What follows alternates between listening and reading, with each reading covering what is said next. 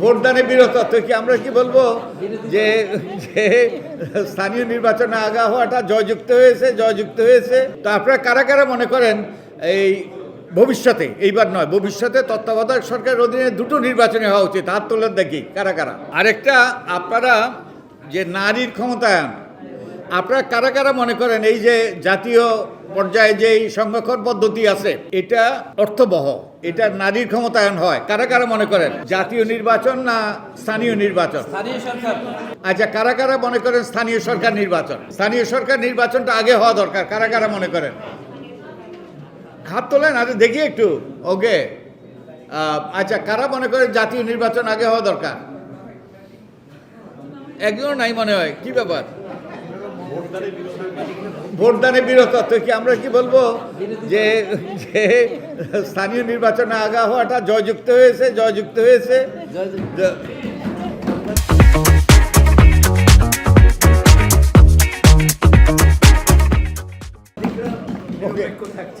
ওকে না তোমাদের আমিও নিরপেক্ষ আমারও কোনো মতামত নাই ওকে আচ্ছা আমি অংশীদারের মতামত নেওয়ার চেষ্টা করছি আরেকটা বিষয় যে যে যে আরেকটা ওই যে আমার মনে হয় দিলীপ যখন ইয়েতে গিয়েছিল সংবিধান সংশোধন কমিশনের সামনে গিয়েছিল তখন আরেকটা বিষয় সে উত্থাপন করেছিল আমার যতটুকু মনে পড়ে যে তত্ত্বাবধায়ক সরকারের মেয়াদ কিছুটা বাড়িয়ে দিয়ে যে এখন তো এবার তো অন্তর্বর্তীকালীন সরকারের অধীনে নির্বাচন হবে কিন্তু ভবিষ্যতে যখন তত্ত্বাবধায়ক সরকারের অধীনে নির্বাচন হবে সে তখন প্রস্তাব করেছিল দুটো নির্বাচনে যেন তত্ত্বাবধায়ক সরকারের অধীনে হয় স্থানীয় এবং জাতীয় নির্বাচন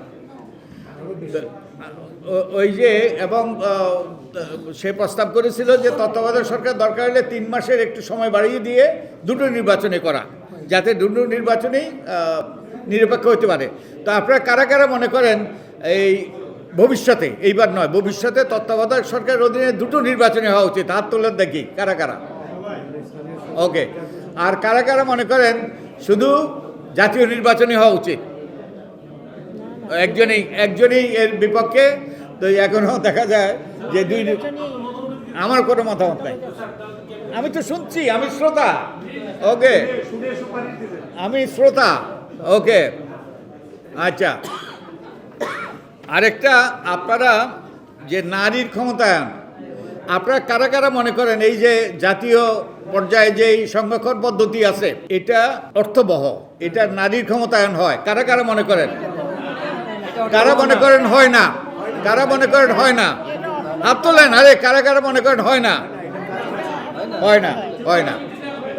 আচ্ছা এটা কাজ করছে না এটা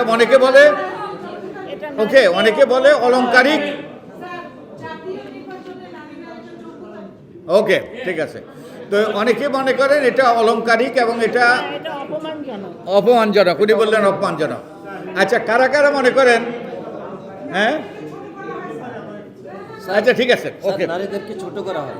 ছোট করা হয় আচ্ছা ঠিক আছে আচ্ছা